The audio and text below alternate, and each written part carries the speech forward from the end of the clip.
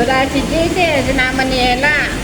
Susunduin na lang ni Ate Tess dun sa mamaya dun sa trabaho ni Ella. Kasi pinatawag si Ate Tess dun sa kanila. Walang sumasagot. Yung ngipin daw, ilalagay na nila. Yung pinatukan niyang ngipin. Stiso. Sinama ni Ella, walang magbabasa. Pinagdinda si Dorma. Pwede magyari ka na? Opo, sige po. Dito na lang yun. Kano yung gatas na yan? 551. 550. Huli mo na rin,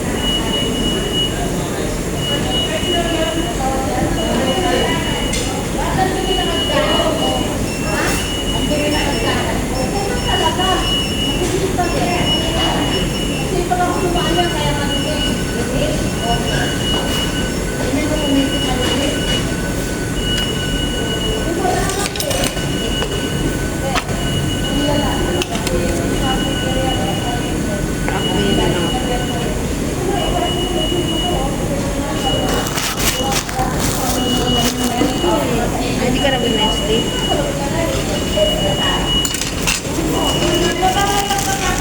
Ako sawa na ako dyan eh. Ganyan din kasi pagkain namin kanina madaling araw. Yan, bumili kayo? Pangit, bumili siya. Tinawag mo pangit si Jordan naman. Ha? Tinawag mo pangit si Jordan. Yun ang gusto niyang tawag ko sa kanya eh.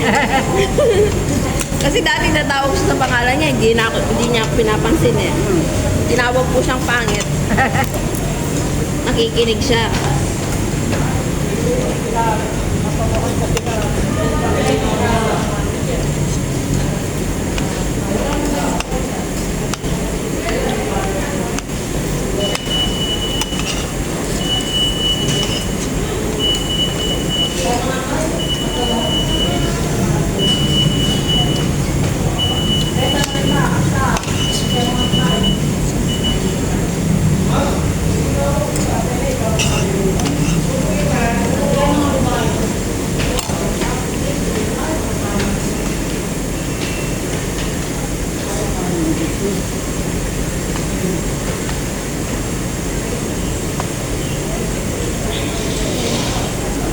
Ayun, sa'yo yan. Lima na ako nag-tissue.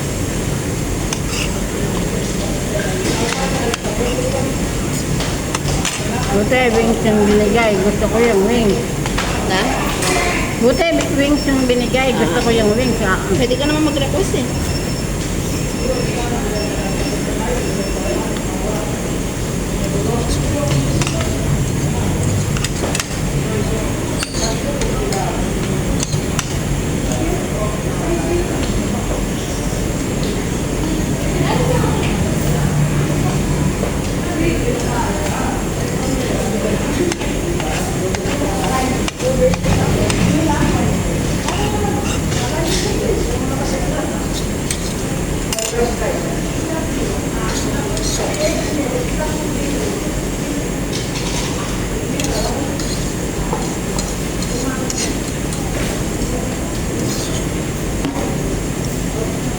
Sagi naman, naubos mo.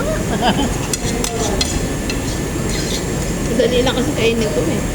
Lagay ng kanin.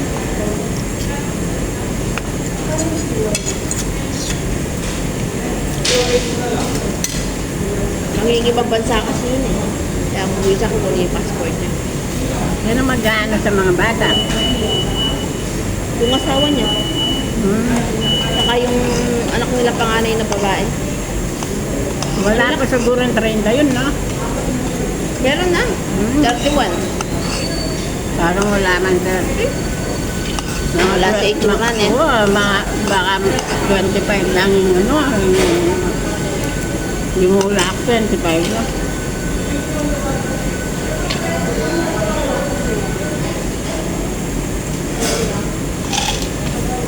Ilan yung anak niya? Dapat. Ay? Dapat? Hindi na siya dapat wala na siya, sana siyang maliit. Kaso nabuntis siya. Nabuntis pa siya nung asawa niya last year. Dapat last year pa siya aalis eh. Kaso nabuntis siya. Kaya ngayon siya, dapat last year. Ilan araw yung gatas na yan? 4 days. Yung dalawa nagdedede? Si Inigo tsaka si Yoman. Hmm.